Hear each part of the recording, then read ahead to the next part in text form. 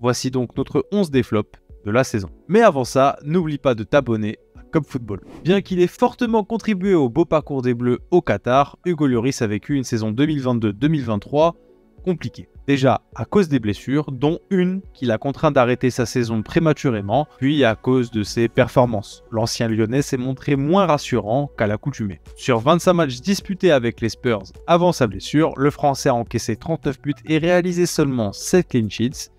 Bref, saison à oublier pour l'ex-capitaine des Bleus. Après une belle campagne avec Brighton, Marc Cucurella a été transféré à Chelsea pour 74 millions d'euros. Malheureusement, les choses ne se sont pas passées comme prévu pour le latéral espagnol qui peine à retrouver son niveau sous la tunique des Blues. Chelsea a connu une saison difficile, terminant dans le ventre mou de la Première Ligue, et Cucurella n'a pas réussi à être aussi influent qu'espéré. Virgil van Dijk n'a pas été au top cette saison. Depuis sa rupture des ligaments croisés, le Néerlandais a du mal à revenir à son meilleur niveau. Souvent dépassés défensivement, les Reds ont beaucoup souffert durant cet exercice 2022-2023, encaissant 2 fois plus de buts que la saison passée. Van Dijk y est peut-être pour quelque chose. Marquinhos n'a été que l'ombre de lui-même.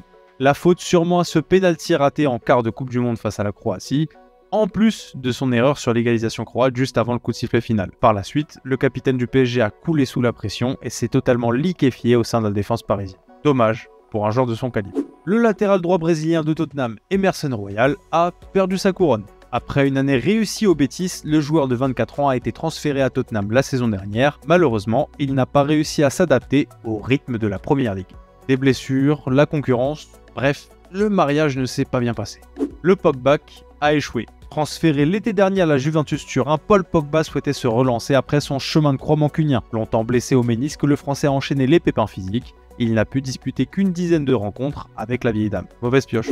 Débarqué à Manchester City contre 49 millions d'euros en provenance de Leeds, Calvin Phillips a vécu un véritable cauchemar réveillé chez les Sky Blues. Depuis ses débuts avec City, le milieu de terrain anglais n'a disputé qu'une dizaine de rencontres de Première Ligue et n'en a débuté aucune.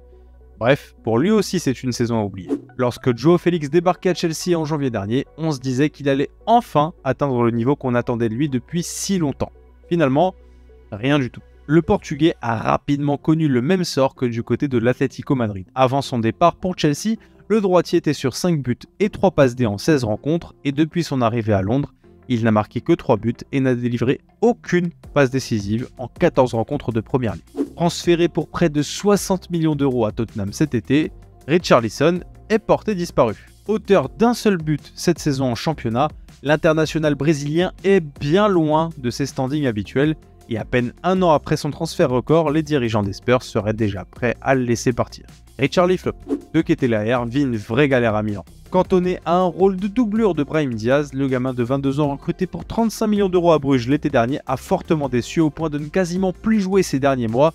Depuis son arrivée à San Siro, De Ketelaere n'a pas encore marqué et n'a délivré qu'une seule passe D. Une première saison très poussive pour le jeune international belge. La fin de carrière de Cristiano Ronaldo est franchement triste. Le quintuple Ballon d'Or a été poussé vers la sortie par Manchester United lors du mercato hivernal. Sa dernière Coupe du Monde a viré au cauchemar. En janvier, CR7 prend tout le monde à contre-pied en signant à Al Nasser, club dans lequel il aura tout de même inscrit 12 buts, 13 rencontres. Des statistiques anecdotiques quand on connaît l'étendue de son talent. Une question subsiste encore, quand est-ce qu'il prendra sa retraite? Et toi, n'hésite pas à nous dire ton 11 des flops en commentaire.